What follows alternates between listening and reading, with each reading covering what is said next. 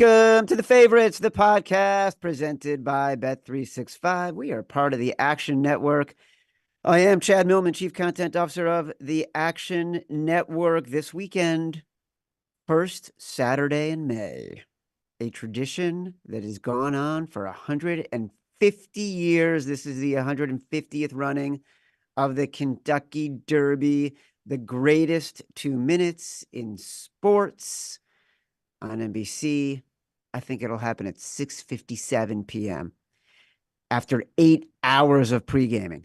To celebrate this gambling rite of spring, we are going to be joined by Action Network horse racing and baseball expert Sean Zerillo to discuss all his wagers in the Run for the Roses, his favorite contenders, long shots, how he'll be building his exotics. This guy is honestly, I know for a fact, this guy is my co-host, my companion, my compadre, my BFF, professional bettor, Simon Hunter's favorite off-season guest.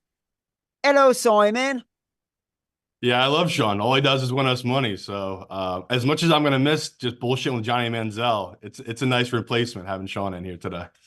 Sean is replacing Johnny Manziel in our guest spot this week. He's also the host of Action Network's baseball betting podcast, Payoff Pitch. For anybody looking to bet on baseball, be sure to check that out as well. Simon's right. Zerillo makes us money every year on baseball. It will be the last week of the season, and whoever Sean said is going to be leading the league in strikeouts or leading the league in home runs, who you had not considered, will in fact be in that position. So listen up, folks. As a reminder, the Favorites podcast is presented by Bet365. Bet365 doesn't do ordinary. That's why you get more boosts with them than with anyone else. Every day they power up the odds on hundreds of bets to give you a chance to win more. Bet365 boosts specific markets, your winnings, and even parlays, and they don't stop there. Keep an eye out for their biggest and best odds with the incredible Super Boosts. Check out the boost and see why it's never ordinary at Bet365. Must be 21 or older and present in Arizona, Colorado, Indiana, Iowa, Louisiana, North Carolina, New Jersey, Ohio, Virginia, or 18 and older in Kentucky. Gambling problem, call 1-800-GAMBLER or 1-800-BETS-OFF in Iowa. Terms, conditions, restrictions apply. Also, catch every episode of The Favorites live on YouTube. For those enjoying on YouTube, give us a like and subscribe to the Action Network YouTube page. All right, Mr. Zerillo. Great to see you, brother. I'm so glad you're here. Kentucky Derby, most exciting 2 minutes in sports. For people who only think about the Derby over the next 48 hours and will forget everything they know about the Derby for the next 362 days, remind people what makes betting the Derby unique. There are a variety of factors that make this different than every other horse race. Well, you called it the fastest or the most exciting 2 minute in sports. Our co-host on the Action Network podcast yesterday, Brendan Glasheen, accidentally called it the fastest 2 minutes in sports, but I don't think that's wrong, because in the first 15 seconds, in the first 10 seconds at the break, 3 horses who have a real chance to win this race are probably going to be eliminated just by breaking bad off the break and being in a 20-horse field. One's not going to break at all. The gate will open. It'll just stand there. One is going to get bumped. One will probably stumble, and a few others will crash into each other. And a horse like Fierceness, who we'll talk about a lot, who needs the lead, if he breaks well, he'll have a very strong chance of winning the race. If he doesn't break well, his race is probably over inside of 10 seconds. There's other horses who want to be sitting a little bit further back, like Sierra Leone and the other closers, who don't need his break as well and can just kind of, work out their trip, get out of the gate, and then find their spot. So the break is extremely important, but even more important in the 20-horse field. Now, with the 20-horse field a few years ago in 2020, they changed the gate, the starting gate at Churchill Downs for the Kentucky Derby specifically. There used to be a 15-horse starting gate and then a little gap and then a 5-horse auxiliary gate. And what that did, because the auxiliary gate was angled in, it forced those 5 horses to all crush over, and the 16 and the 15 and the 17 would all end up angled at one another and crashing into each other. So they changed it a few years ago in 2020. It's a bit more fair of a starting gate now. It goes flat across the entire course. And even though the 17 horse is 0 for 44 in the Derby, other horses from the outside of one have had more success in recent years since they changed the gate. So I think the gate is playing a little bit more fair, but in a 20-horse field, there's just absolute chaos at the start. getting through traffic for horses at the end can be extremely difficult. It's really difficult for a lot of these horses to work out trips. And then also for the Derby, you know, because it is such a big race, a lot of owners are entering just to say that they're in the Derby, but with a 50-1 shot, that should probably be really 99-1 if you're handicapping it correctly. They don't actually have a realistic chance of winning. So what they'll do is just send their horse from the start of the race, tell them to run as fast as possible, and then just pray they can carry it all the way around the track. So the Derby pace in the past couple of years has been a little bit suicidal just relative to other fractions in other derbies where we've seen it run more like a normal race. I think every year in the Derby now going forward, you're just going to get a couple owners who tell their horses to send. And it's not so much the pace that they're carving out as much as where that next flight of horses is sitting behind them. That's going to determine where the race plays out. Because if they just send and go as hard as they can, they're eventually going to fall off.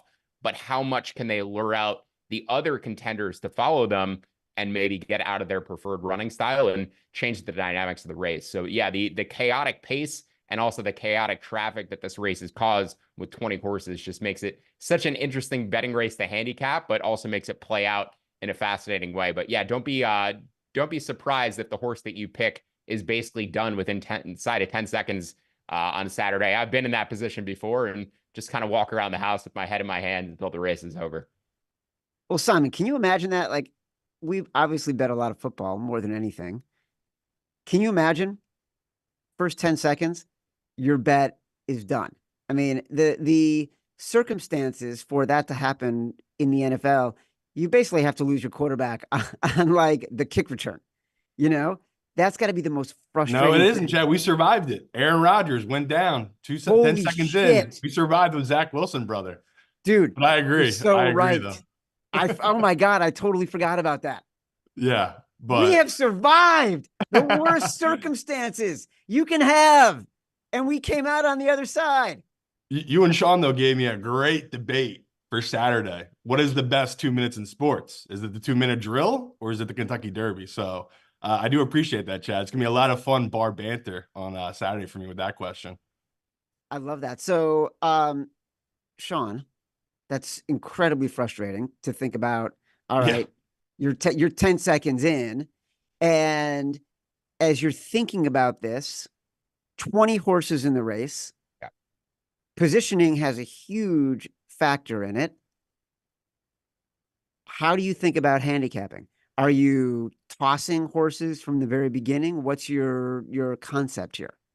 Yeah, so in order to play Derby exotics, I basically want to eliminate half of the field at a minimum 9 to 11 horses, I would say. And then I only want to be using at most 9 or 10 horses on my exotic ticket. So I'll run down the field here and talk about which horses I'm using and then talk about which horses I think drew well based on the draw that they had earlier this year than usual, which is great because it's just given us more time to handicap. But as Mike Conti pointed out yesterday, potentially more time to overthink things and maybe take out horses that you normally would have had in. But the number one door knock to me is going to be Rabbit. He'll run himself out of the race eventually. The number 5 Catalytic does not fit on figures. The number 9 Encino scratched out, so will not be in the race. The number 10 Tio Password is coming over from Japan. Didn't love his works around Churchill Downs. The number 12 Track Phantom also going to be a Rabbit, but adding blinkers. So he's actually going to be way out in front of the field probably in the likely pace setter, I would imagine. The number 13 West Saratoga doesn't fit for me either. The number 14 Endlessly is a bit of a wild card here because he raced on synthetic tracks. Sometimes horses coming over from synthetic have more success on dirt. Usually they have more success on turf. So I'm tossing the number 14 Endlessly, but a bit tepid. I could absolutely see that horse running in the money. The number 16 Granmo the First. The number 20 Society Man. Those are my final tosses of regardless how you're playing the race. Now, in terms of how I'm playing the race, I'm mostly against the number 2 Sierra Leone because even though I said I expect a fast pace, Sierra Leone's also going to be stuck in the back of this 20-horse field. And there's other closers that are going to have better position than him in order to get first jump on the run if there is a fast pace. So the number 7 Honor Marie, the number 3 Mystic Dan, they're horses who may be a flight in front of Sierra Leone, who I think could get the best of him. So we'll talk about those horses a bit later when it comes to long shots. But just in terms of the draw and who drew perfectly for their racing style, Fierceness absolutely wanted to be on the outside. But not only that, all of the other horses who are likely to be the speed horses, as I mentioned, Track Phantom, the 12, the 8 Just a Touch, the 1 Dornock, they're all to his inside. So while all those horses are gunning for the lead, gunning to get around the first turn and run the shortest distance around the racetrack,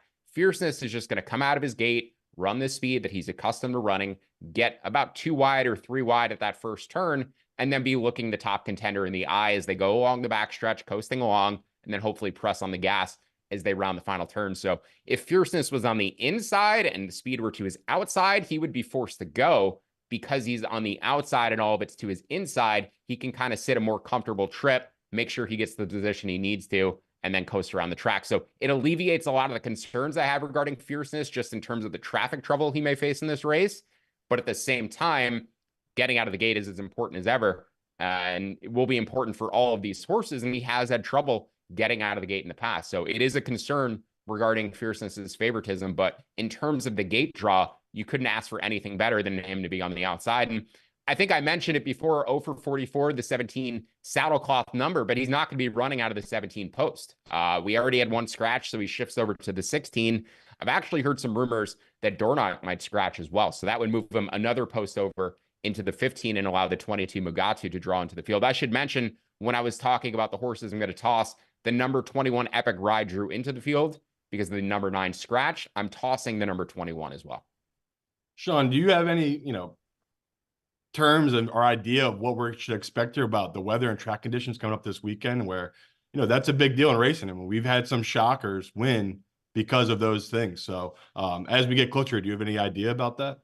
Yeah, so it seems like it might rain on Oaks Day on Friday, which would obviously not only impact those races, but it may move some of the turf races back to the dirt, which changes which horses you may end up selecting in that race, because there's a huge difference between form on turf versus dirt. And sometimes when there's expected to be rain in the forecast, there's trainers who will enter horses hoping that it will rain. And if it doesn't, they'll scratch them out. If it does, they wanted the race to be on the dirt, and that's why they entered them in there. So there's actually a strategic thing with owners in selecting the races on potential days where there may be rain. But by Saturday, to my knowledge, it should clear out. If it doesn't, if the track is still a little bit wet, if it's still a little bit of soft, the number 3 Mystic Dan would certainly move up for me. So speed figures are very important how I handicap races. Fierceness has the top 2 speed figures in this field. He ran a 110 and a 105 Beyer speed figures. Usually coming into the Derby, there's at least 4 or 5 horses that have run like low 100s, 101 to 104, 105. The only other horse besides Fierceness who's surpassed 100 in this field is Mystic Dan. He ran a 101 over a muddy track. So definitely has proven that not only is he going to run better on a muddy track, but he also ran his best race on a muddy track. And he's been training really well leading up to this race too. So I'd really like the number 3 Mystic Dan if it rained. Fierceness, has a loss over a muddy track, and he's run 2 poor races in his career. One of them you can make more excuses for just because it was his first start off of a layoff. He didn't have the fully stretched out distance that you would expect. And then in his next race, ran a career best race, but he also lost in the mud, and he didn't have a great trip there, but it was just a sloppy track and he ran kind of a clunker. So yeah, I would absolutely downgrade Fierceness if it is going to rain. I think his maiden might have come on a bit of a softer track, but just didn't like the way that he ran in that Champagne. And I think it would certainly downgrade him relative to his favoritism status if it rains on Friday into Saturday, or particularly if it's raining on Saturday. The Derby has some of my favorite gambling phrases. You think about the wall of sound, which I've heard experts who handicap the Derby, I've heard jockeys, trainers, sort of when you're coming around the turn and the horses are facing that grandstand for the first time with 100,000 people cheering, and you are going into this wall of sound, a tunnel of sound. That's number 1. Number 2, Whisper Wednesday. Whisper Wednesday is one of my favorite phrases in all of gambling. So for people who will be watching the Derby for the first time and listening to this podcast or betting it for the first time, explain what Whisper Wednesday is and its impact, and explain what the wall of sound is and its impact. So I feel like Whisper Wednesday has almost been extended out over the course of the entire 2 weeks at Churchill Downs. But basically, by the time Wednesday rolls around, you know who the buzz horses are around Churchill Downs. We've had the clockers watching their workouts all week leading up to the race. And people like Mike Welsh for the Daily Racing Form do a phenomenal job. I've learned so much watching his videos on YouTube. He always does clock reports every single day for the 2 weeks leading up to the race. And Mike has put me on some big prices on horses. Mandaloon was his favorite horse the year he ended up running. Finished second. It's my worst beat ever, considering he's now the official winner of the race since Medina Spirit has been disqualified. And had he won the race that day, I would have won about $18,000. So not bitter about it at all. But what I'm saying is we have speed scores, right? And normally I'm handicapping races based upon speed scores. But for the Derby, there's so many clockers at the track, and there's so much information regarding which horses look good right now. And the horse that looks the best right now is Fierceness, who's the morning line favorite. And that is not always the case. Oftentimes I'm trying to pick against the favorites because they don't necessarily look the best training that week. And there's a horse at longer odds who looks great training that week. But Fierceness has gotten all of the buzz from workouts this week and has become the buzz horse on top of the fact that he's already the favorite. And I think that's led to people saying if he runs his best race, he wins, because they see that he's not only in top form from his last race, but probably potentially progressing and improving off of that race, which doesn't seem possible considering he already has such a big speed score advantage over the entire field.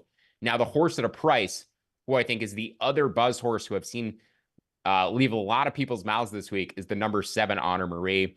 Ben Curtis, the jockey, not as well known for the Derby, but really good local rider where he's from.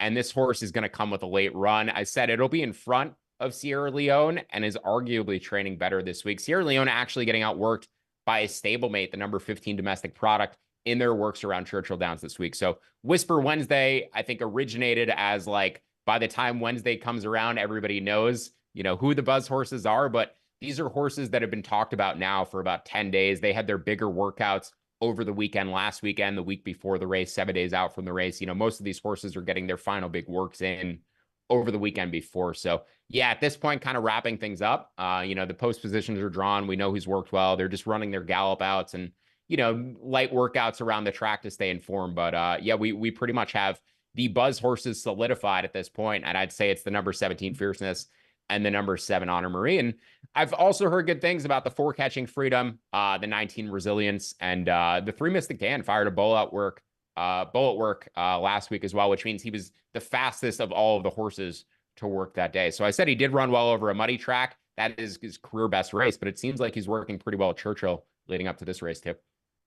I want Simon to follow up on you defining your favorites in 1 second, but I need you to define the impact of the wall of sound on these horses.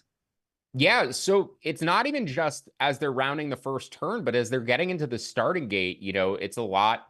Some of these horses are coming from smaller tracks where there were not as many fans in the stands, and it's going to be much louder at Churchill Downs. Even Sierra Leone got really worked up in the gate before his last start. And also the way they load these horses, they alternate sides, and some horses are sitting in that starting gate for like 3 minutes while the final ones are loading, and they're getting a little bit nervous. And then you see sometimes they have to back one out and then put him back in because he was standing in the gate too long and starting to get, a little nervous and trying to throw the rider off. So it's not even just as they round the first turn and the effects that the crowd might have. And sometimes horses tend to drift out towards the sound too. Like they may be running in the center of the track and they'll change leads and start to drift towards the outside rider who's basically guarding the guardrail for these horses. And that gets a little nervy too, because you don't want one of them jumping the fence. But yeah, it's a distraction. It's like anything else, like a college athlete going in, you go from a high school game and you're going to a big college football stadium for the first time. That sound is going to hit you and it's going to throw you off your game a little bit. And I think the same thing happens with these animals. And the same thing may even happen with these rookie jockeys too. There's a 19-year-old jockey in this. Oh, well, Encino ended up getting scratched, but Axel Concepcion was supposed to ride him. He's a 19-year-old jockey. Just imagine being in that environment for the first time and you've never ridden there. And there's 80,000 people, screaming at the top of their lungs. Like that would absolutely throw anybody off. But especially I feel like if you're a younger kid not used to it. So yeah, the horses, the jockeys can all be impacted by it, but it's such a loud environment and it can cause it could cause horses to be off their game. So definitely is an impact, and it's kind of unpredictable or unquantifiable, how it might impact these individual horses. But I think Sierra Leone, like, worth keeping an eye on in the starting gate, considering he did get a little worked up before his last start. I would say, as most listeners of our show, as an amateur bettor of horses, my head's spinning with a lot of the stuff you say, right? It's hard to track all of it. If you could just give me your favorite win candidates. Like if I came up to you and I'm right at the window, just give me the list of them right here so I know exactly which one's a bet. Which ones would they be? Yeah, so there's two. The 17 Fierceness, I've said if he runs his best race, he wins. Huge speed score advantage over this entire field. He ran, and this is like very interesting to think about. He ran a 95 Beyer speed figure as a maiden. That's faster than 75% of this field has ever run. And he was 2 years old. It was his first race. Came back, had that clunker, as I talked about in the mud. Then he ran a 105 Beyer speed figure in the juvenile last year. That's the fastest speed score in this race, aside from Mystic Dan, who ran the 101 in the mud. So he's already faster than everybody else. Came back as a 3-year-old. Was short in the Holy Bowl, meaning it was his first start back off of a layoff. He wasn't finely tuned. Didn't have enough in the stretch run to get the distance. That happens sometimes when horses are their first start off of a layoff. They're just not as stretched out as they should be to meet the distance. Second start back, ran 110 speed figure in the Florida Derby. It's the highest Derby prep speed figure in the past decade plus. It's the most impressive effort I've seen on tape in quite some time from a Derby prep race. So he has the two fastest speed scores in the field. He's the only horse to break 100 on a dirt dry track. So already way faster than everybody else, right? But he's also the buzz horse this week. And apparently his owner, his trainer, all the clockers think he's going to take a step forward. So how does he lose? He needs to regress. And the other horses in the field need to progress. They need to run career best figures while he runs a figure that's worse than his last race. Also, obviously, starting gate trouble or just a ridiculous pace where his rider doesn't correctly track two horses that fly out in front of the rest of the field and doesn't time the ride well, and closers end up passing him. So that's how he loses. I think he wins 50 to 60% of the time, realistically. And I think he's going to go off at even money or 4 to 5, which is in line with a 50 to 60% prediction.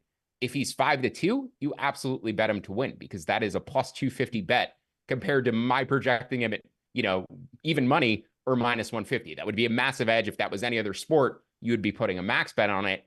Frankly, even if he's 3 to 2, that's still like a 10% edge at 40% relative to saying he wins 50% of the time. So anything 3 to 2 or better on Fierceness, I think, is bettable. The horse that I like most, if something happens to Fierceness, if he doesn't run his race, if he gets caught at the starting gate, if it's a ridiculous pace, the number 8, Just the Touch, I think runs extremely well every time.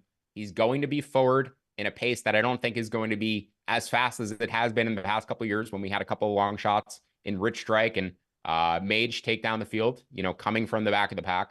So I think we're going to get a slightly more moderate pace this year. And Just the Touch showed in his last race where he was defeated by Sierra Leone that he can stay on the pace and then maintain that run even as the other pace setters are falling off. And that's what was most impressive to me. He finished second in between Sierra Leone and in between Epic Ride, who are both in this field and both going to be coming from the back of the pack. And they closed down on the pace that day. But Just the Touch, like the other leaders in that race, didn't fall back. He stayed in his position. And that's a really encouraging sign when you're visually handicapping horse races. Horses who are either maintaining their pace as the closers come in and they're the only one who stayed up, or in a slow-paced race when horses are the only one closing and nobody else is either moving forward or back, they're the only one moving up. And those are both visually strong signs from a handicapping perspective. So Fierceness, the likeliest win contender to me. Just the Touch, my second favorite win contender. And if you want to talk about top long shots, I don't know if these horses necessarily are going to win the race, but the number 15 Domestic Product, just what I talked about, moving up in a slow-paced race, the Tampa Bay Derby, he was the only horse basically that advanced position, came from the back of the pack, ended up going from 8th to 1st or 5th to 1st, and everybody else basically stayed in the positions that they were. So Domestic Product doesn't have the speed figures. He has like an 82 career high speed figure, but he has a phenomenal trainer, Chad Brown. He is an elite jockey in Irad Ortiz Jr. I don't know if I've ever seen a Chad Brown and Irad Ortiz horse ever lined at 30 to 1. And I think he's underrated on the speed scores from that last race, and also has been a very buzzy horse in terms of training this week. Seems like he has a career best effort in him. So the number 15 Domestic Product at 30 to 1. I could say very similar things for the number 19 Resilience, who also is coming off of a career best race where he added blinkers, meaning his trainer wanted him to be more forward and not focused on the horses around him. So sometimes they add blinkers to get their horses more forward. So expect him to be, running a similar race to how he did last time in the Wood Memorial. The one knock you can make against that is the Wood Memorial has not produced many Derby winners or successful Derby runners in recent years. It's been one of the least predictive preps for the Derby, whereas Fierceness won the Florida Derby, which is probably the most predictive prep for Derby success. So just another point in Fierceness's corner. But yeah, the 17 Fierceness, the 8 Just a Touch, those are my 2 favorite win contenders. And then the 15 Domestic Product, the 19 Resilience, my top 2 favorite long shots. I don't know if I would give those horses a real chance to win, but definitely think they could run on the money. Feels a little chalky this year, more chalky than usual. Yeah. Yeah, I don't like picking favorites in the Derby. I really never do. Now, if you're going to bet this from an exotic perspective or what have you, or even multi-race tickets, I think you should try to beat one of the favorites. I think you should try to beat Fierceness, or you should try to beat Sierra Leone. And even though I'm on Fierceness, right, my opinion on the race is Fierceness, and I'm against Sierra Leone. If you're playing Sierra Leone, you're betting on there being a pace meltdown and Sierra Leone getting the race that he needs to run. And that means that the number 4 Catching Freedom at 8-1 should also be in the mix because he's a horse who wants to come from the back. The 7 Honor Marie, the 3 Mystic Dan, those horses should all be able to have success in a race where there is a pace meltdown. So like I said, even though I am handicapping Fierceness to win, I like the favorite here. If you like Sierra Leone, I see the argument for it. I just think you should make a correlated play with the other closers who are likely to have success if he does too. So just think about that from a handicapping perspective too. Like, try to build a story or a narrative for how you think the race could play out in different ways, and then bet accordingly. If I think Fierceness is going to win, I think it's likely that Sierra Leone didn't get the pace he needed to run into. So I'll be using other horses around him. Simon, can you name the fastest growing ticketing app in the United States? Game Time. That's right. It's Game Time. I love Game Time for 2 reasons. First, they still sponsor this show. Second, I use Game Time all the time. They have amazing last-minute deals, including pro and college sports. I'm in our Action Network studios here in New York City. I'm opening the Game Time app right now, and what do I see? Sorry, Sean Zerillo, Super Mets fan. I see New York Yankees tickets available for less than $40. No matter where you live, download the Game Time app. Get out, have some fun this week. You deserve it. You can redeem code favorites for $20 off your first purchase. Terms apply. Again, just download the Game Time app and use code favorites for $20 off your first purchase. Last minute tickets, lowest prices guaranteed. I hate to say this, Sean. You mentioned missing out on an $18,000 payday. Can you relive that experience for our listeners? Go into a little more detail about what happened there.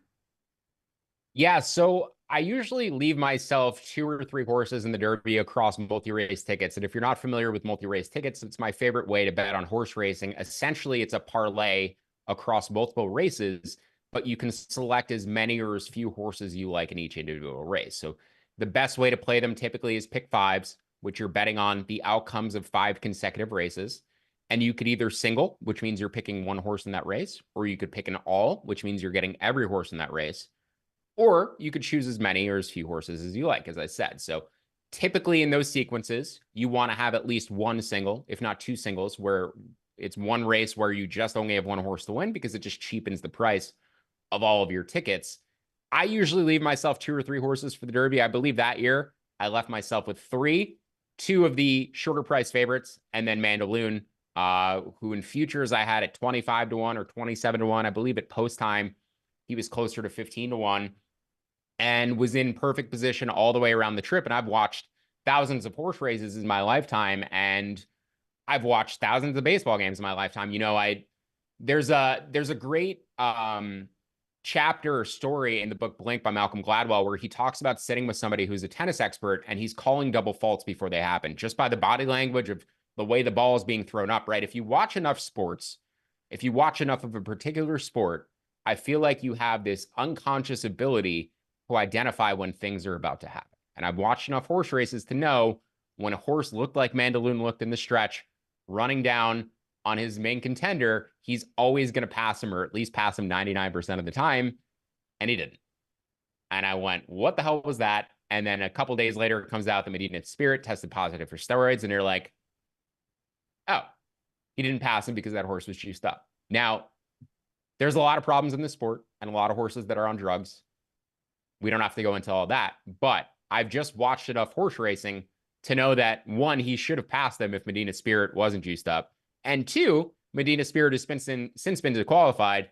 It is now Mandaloun is the official winner of the race. His name hangs at Churchill Downs. He's the official winner in Derby history. But very much like UFC bets, where when one fighter is cheating, but it doesn't come out for a few days later, bets are graded based on the result that happened on the field of play. So it doesn't matter the news that comes out later. You don't get your tickets cashed because it comes out later that Mandaloun's the official winner. He wasn't announced as the official winner for a full year. But even after Medina Spirit was disqualified, it's not like those tickets get paid out. It's not like the people who bet on Medina Spirit have to pay the money back. So felt like he was the best horse that day, but for the cheating. And also feel like, considering he's the hindsight winner, it's just like a double knife in the heart. So yeah, I had all my pick 5, pick 4 tickets, pick 6 tickets connected to Mandaloun at the end. I had my exotics running through him as well. I had futures on him. So all told, it was between 15 to 20,000. I believe I settled on 18,000. And then on top of that, all the people who tailed my tickets that day through Action Network, through Twitter. Yeah, I mean, it was probably hundreds of thousands of dollars lost in potential earnings just as a result of that beat. So something that will stick with me for a very long time. And I'm still waiting on my payback from a Derby superfecta to get me even from that. You're owed. The Yeah. betting gods owe you. And if there's any justice, we're all going to tail you this year, and we will all benefit from your wisdom. Before we let you go, as I said at the top, you host Payoff Pitch, and we love when you come on and give us some baseball insight, long-term futures baseball insight.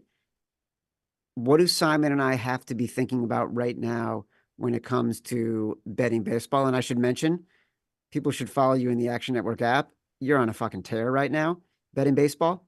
So what are we looking for when it comes to betting baseball right now?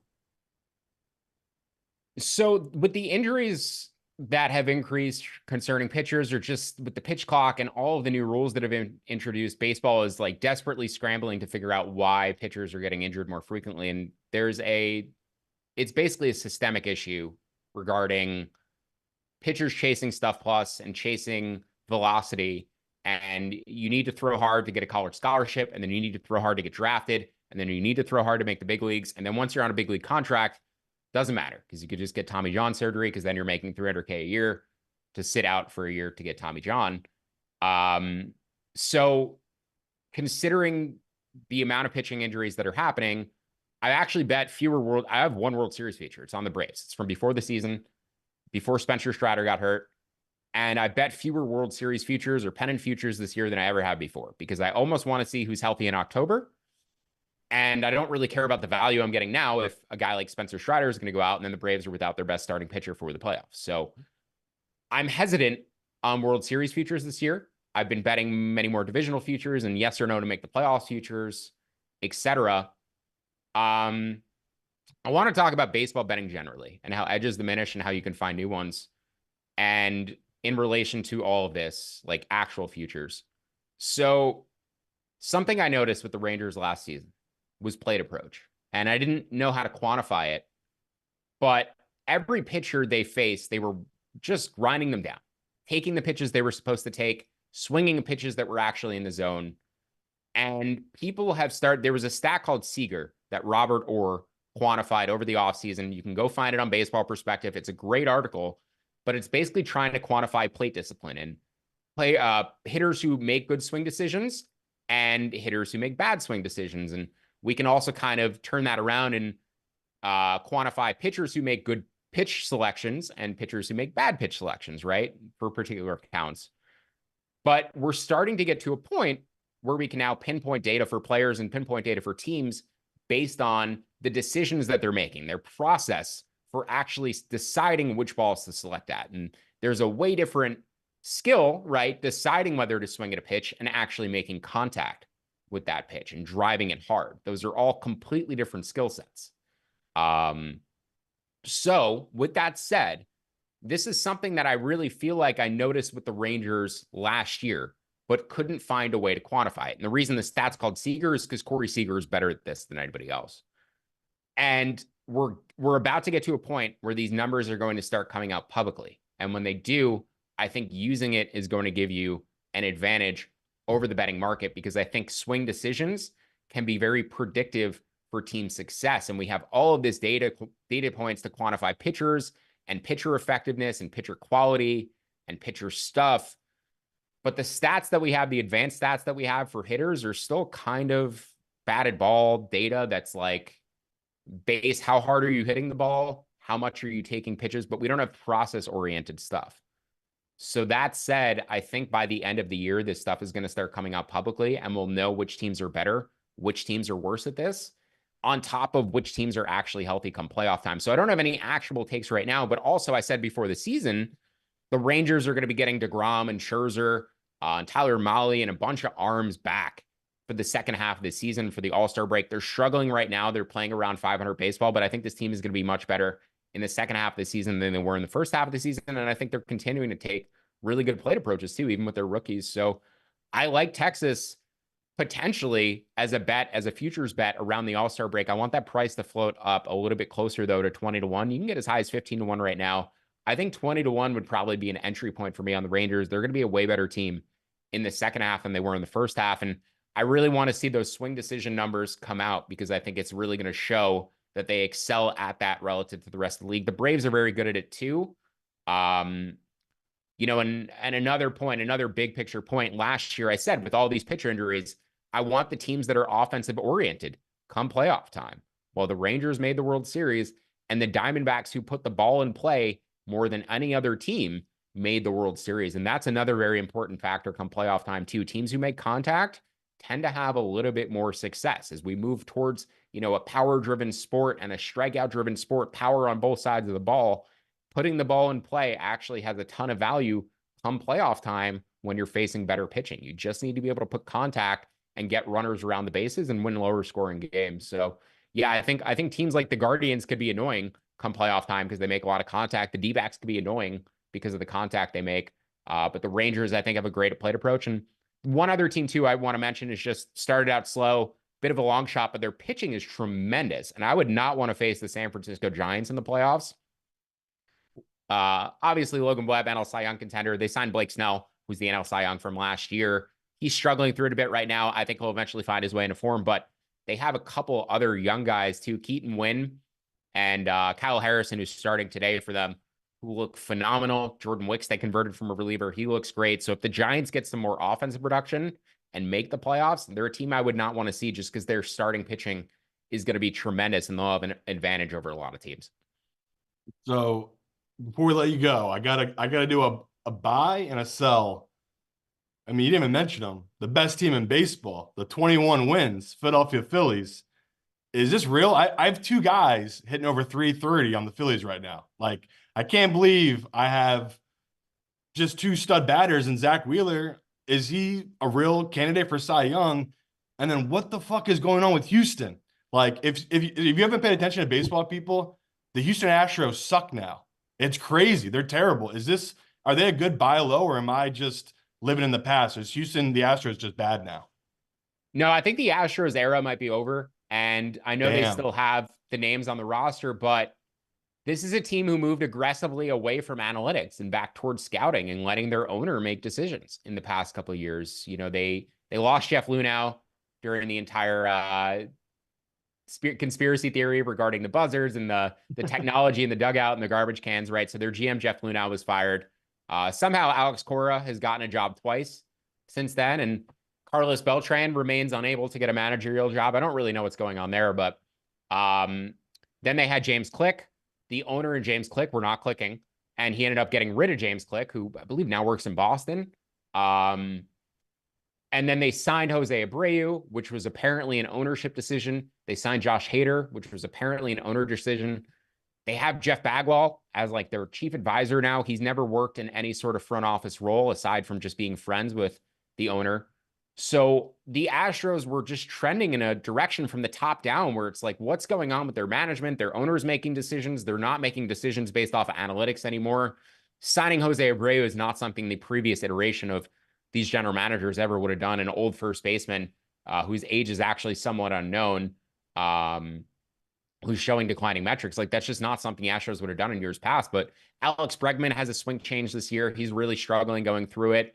Their entire rotation has been on the IL at some point and may get banged up again. So, yeah, I could see the Astros making the playoffs. I could see them rallying, but I would bet against it at this point, and I wouldn't take any of their futures or buy low on them at this point. I think Seattle and Texas are the teams who coming out of that division. I think the Central Division is stronger this year and potentially could get two teams. The AL East, is 5 teams above 500, or at least did at one point. So, yeah, it's going to be difficult for the West to get 3 teams, and starting this poorly, they've really put themselves behind it.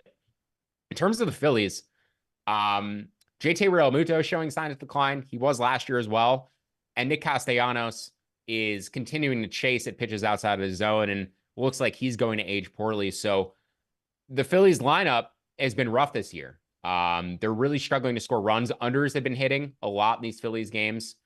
Their bullpen is tremendous, and their starting rotation is as deep as it's ever been. Ranger Suarez looks as healthy as he's looked in the past few years, pitching tremendously.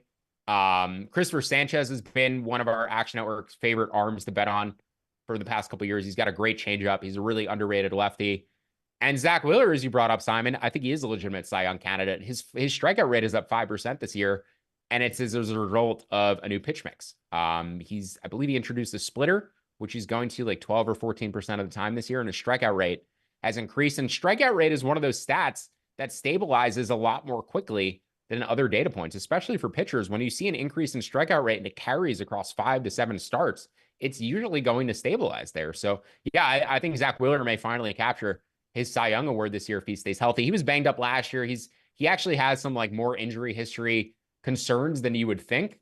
But he also played for the Mets. That's true. It's very true. And the Mets doctors have a history of like naming everybody who came through. But yeah, I think Zach Wheeler, if he continues pitching like this, he may finally capture his first Cy Young award. And he also seems like one of these guys who, like, when Verlander was younger in his career, he would throw like 92, 93 at the beginning of starts, and then he was throwing like 97 to 100 by the end of them. He knows how to pitch, right? He doesn't just know how to throw the ball. He knows how to add and subtract and like save his best for when he needs it. Wheeler's velocity was down a little bit at the start of the year, and I actually had some like concerns, but I think he's just saving bullets. I think this is a guy who knows how to work his way through a season and be healthy for October. So health concerns based off of previous injuries, but in terms of like intelligence or knowing how to pitch and knowing how to keep his body healthy, I mean, Zach Wheeler is top of the top. So yeah, I think the Phillies pitching is better than it has been in the past couple of years. And I think their offense is worse. So I don't actually view them as a better team, but I think even with the offensive declines, they're still just as good and arguably deeper pitching staff. So, if you like pitching more in October, it gives them a better chance. But keeping the pitching healthy is what's going to be difficult. I always forget what a big baseball fan Simon is. Closet huge Phillies fan. Yeah, he's so Philly. As a reminder, though, before we jump off, I should say for the NL East with the pitching, right? The fact that the Phillies are plus 325 and they have deeper pitching than the Braves. Max Fried was showing a little concerns earlier in the year, but obviously Spencer Strider getting hurt is a huge injury. I wouldn't argue against taking 3-1, 3.5 to 1 on the Phillies to win the NL East at this point. I wouldn't. They're going to get good starts every game, and they have a really good bullpen. And, if Ronald Acuna gets hurt for the Braves, he was dealing with injuries in spring, like absolutely, have a chance to win the division. So not something I've bet yet, but something I've thought about in the past couple of days is the Phillies potentially being live to win their division. It's everything Simon wanted to hear. Yep. As a reminder, the Favorites podcast is presented by Bet365. Bet365 doesn't do ordinary. That's why you get more boosts with them than with anyone else. Every day they power up the odds on hundreds of bets to give you a chance to win more. Bet365 boosts specific markets, your winnings, and even parlays. They don't stop there.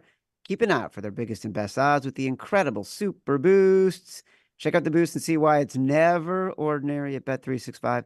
Must be 21 or older and present in Arizona, Colorado, Indiana, Iowa, Louisiana, North Carolina, New Jersey, Ohio, Virginia, or 18 and older in Kentucky.